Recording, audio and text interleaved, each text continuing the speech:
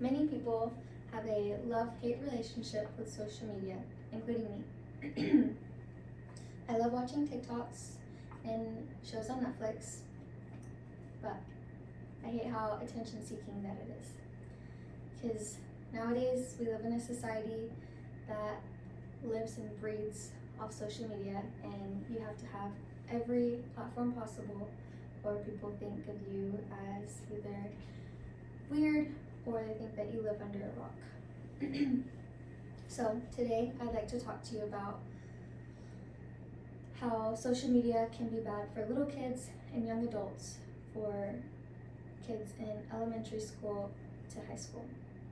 And I'd like to talk to you about the effects that it has on your mental well-being, and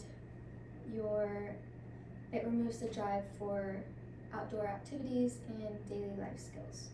So first I'd like to explain how social media is bad for little kids and high schoolers. So social media is not the problem, it's how people are using social media that is bad. So something good that can be brought from social media is it allows teens to create online identities, communicate with others, and build social network skills, which can be used later on in like a career or something.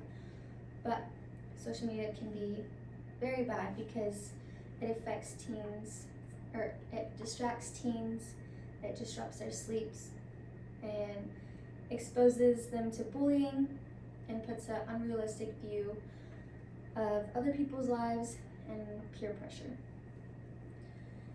Over the years, cyberbullying has been more and more common, and there's really not anything that you can do to stop it because it's online. So the best thing that they can do is delete a comment or something like that.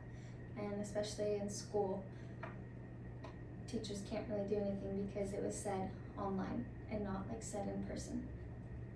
So social media can really distract teens, and it ruins their sleep, which when they don't get enough sleep, they fall asleep in class, and then they're not learning what they need to in school, and then that puts them in a bad position with bad grades.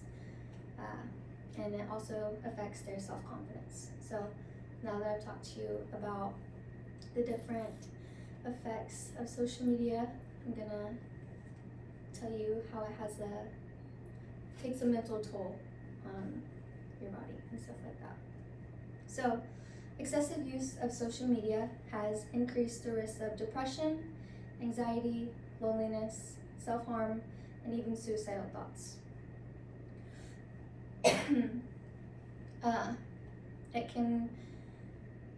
Social media can abuse how you see yourself, because when you go on Instagram and you see a celebrity, you wish that you looked like them, and so you do anything that you can to look like them.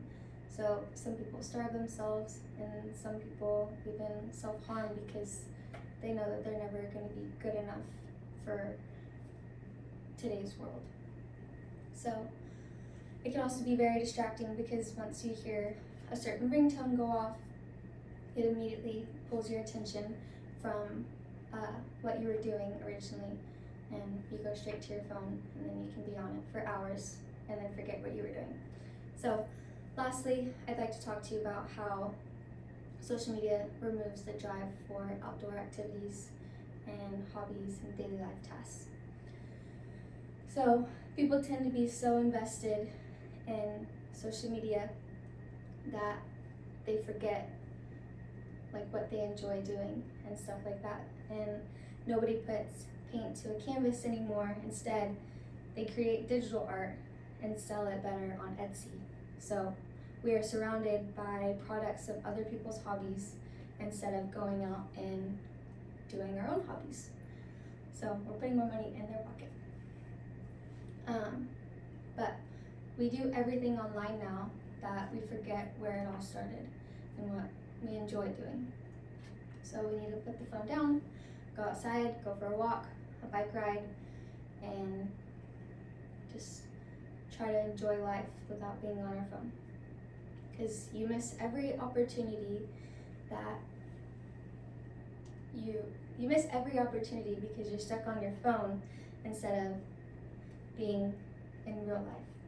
So now that I've talked to you about social media and how it's bad for little kids and teens from elementary school to high school, and I talked to you about the different effects that it has on your mental state and how it removes your drive for outdoor hobbies and life activities, I'd like to ask you a question. So think about how many hours are in a day and how many of those hours are spent on social media.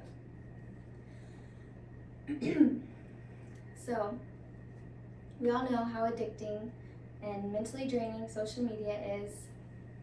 That but we all know how addicting and mentally self-draining social media can be, that we're so consumed on our phones that we miss out on what's really in front of us.